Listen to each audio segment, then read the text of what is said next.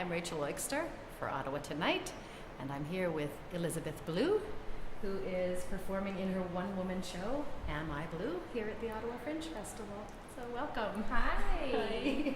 You came up here from New York to do Yes, the Fringe. I came from Brooklyn, New York. Yeah, I hit up the Montreal Fringe first, and then came over here. What led you to bring it up to Canada?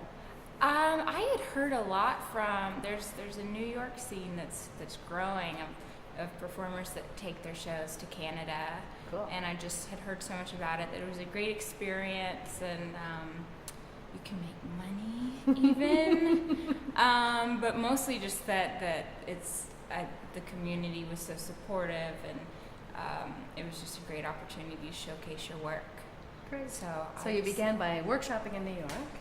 Yes, I've been working on this show for about a year, and so I did it and have shaved some things off. You know, I had a very clear vision until I got it where I wanted it, and then it's like, all right, let's take this up north.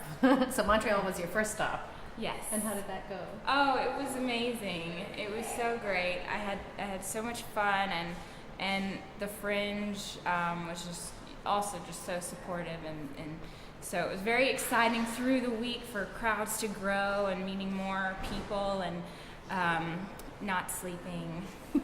So it was a great time. Yeah. All right, and how's it going here in Ottawa?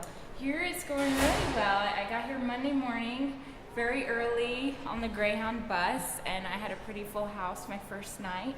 I've had 3 shows, and they've all gone really well. Well so I have 3 more. Great. Good. All right, so tell me about the show.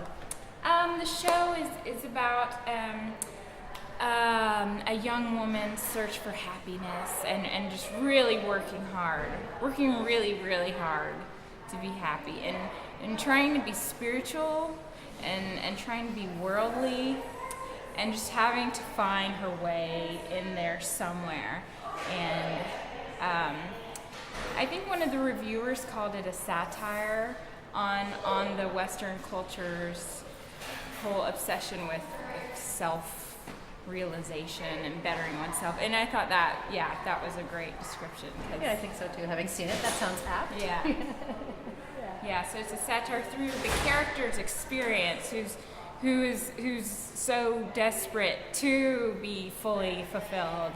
And yeah, it's really connecting with the character. Right. Yeah. But the audience doesn't get desperation. The audience gets to laugh. Yes, they get to laugh at her pain. That's always so much fun. And her joy. You get all of it in Right. the show. Yeah. So are you blue?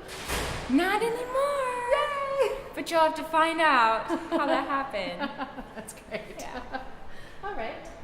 I can't ask you about the other actors because that's you. It's just me. Yeah. Anything about the creative process that...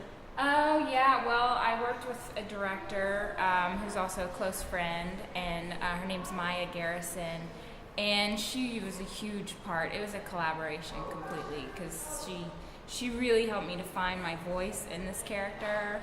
I started with all these different characters, and she's like, I don't care about any of them except for her. Ah. So we really just focused on that, and improvising with her during rehearsals, and she would often play the other character. That would be how I would write scenes most of the time. Then because I'm also an improviser in New York, that's a lot of my experience. So Cool. yeah. But she hasn't traveled with you. You're up here on your own. Yeah. Came up here all alone. So when you bring the show back, will she think it has changed? She may see a few changes, because we've just worked on every moment and everything, but just from some different feedback and the experience of doing it now, I will have done it 13 times over the past 3 weeks. So there have been little shifts I've made, or tightening up, or transitions that I've tightened up, or yeah. Cool. Is this your first effort as a playwright, or? It is not. I wrote my first one-woman show in college, and for my senior project, I had seen someone else do a one-man show, and I was like, I want to do that. And it was the most challenging thing I had ever done in my entire life, and it was I confronted the writing beast, Yes. and so that was great. That was a great experience. But I didn't finish it in time to perform it, so I did a staged reading. Oh. Yeah. So and you haven't actually performed it, or just within the university context you didn't get to do it? I'd never performed it. That was Oh. I wrote it, and then it was about moving to New York and the fear of moving to New York, because I was in Tennessee college. And then I took a workshop a few years ago, and I wrote another show, and it was a similar process. And also, I did not finish it in time for the show, for our class shift, so I did another stage reading.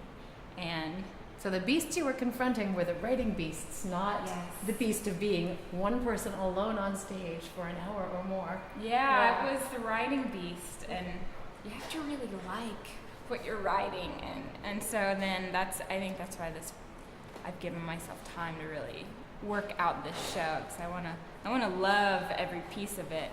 And it sounds like the writing was as much on your feet as between you and a computer screen for this one. Yeah, I think that's what helped, getting up on my feet, having someone else to play with, Right. because it can't, doing it alone, all alone, just, I need someone to help me with those dead ends. And- Exactly. Yeah. Are there any little bits from the show you'd like to share with our listeners? Or viewers, I guess is what. Well, let's see. I have been working on the boyfriend visualization, because I know we've been working on this scruffy blonde-haired guy, but I just, I gotta say, like, lately the vision has been changing to this dark-haired bearded guy, maybe in his 30s. Yeah, I gotta say, I'm seeing Brooklyn foodie. I didn't realize that was the direction I was heading either, but I mean, I've been listening to my gut more, so I'm trying to honor that. Yeah. Wonderful. So, So you'll see that. Come see the whole thing. yeah, it's tonight at 5:30, Saturday at 1:30, and Sunday night at 8 p.m. And it's all at the Arts Court Library. Right. Great. Get there early to get a good seat. Yes, exactly.